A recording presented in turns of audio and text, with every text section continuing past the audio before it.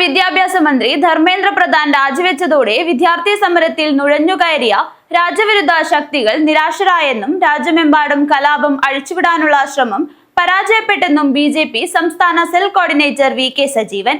BJP. Kasaragod ജില്ലാ committee സംഘടിപ്പിച്ച March ഉദ്ഘാടനം ചെയ്ത് സംസാരിക്കുകയായിരുന്നു അദ്ദേഹം. കേന്ദ്ര വിദ്യാഭ്യാസ മന്ത്രി ധർമ്മേന്ദ്ര പ്രധാൻ രാജിവെച്ചതോടെ വിദ്യാർത്ഥി സമരത്തിൽ നുഴഞ്ഞുകയറിയ രാജ്യവിരുദ്ധ ശക്തികൾ നിരാശരായെന്നും രാജ്യമെമ്പാടും കലാപം അഴിച്ചുവിടാനുള്ള ശ്രമം പരാജയപ്പെട്ടെന്നും ബി.ജെ.പി. സംസ്ഥാന സെൽ കോർഡിനേറ്റർ വി.കെ. സജീവൻ പറഞ്ഞു.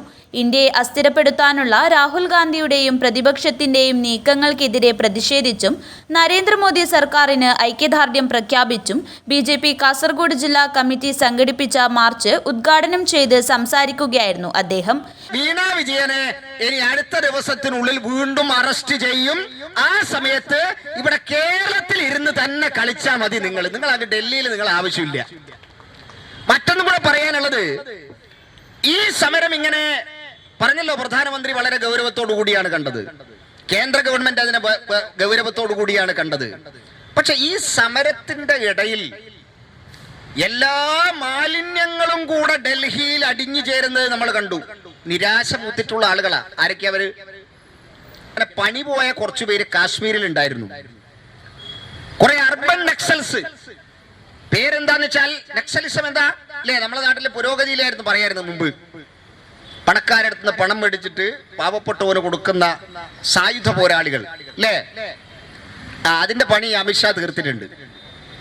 അങ്ങനെ നിരാശ ബാധിച്ച കുറെ ആളുകളുണ്ട്.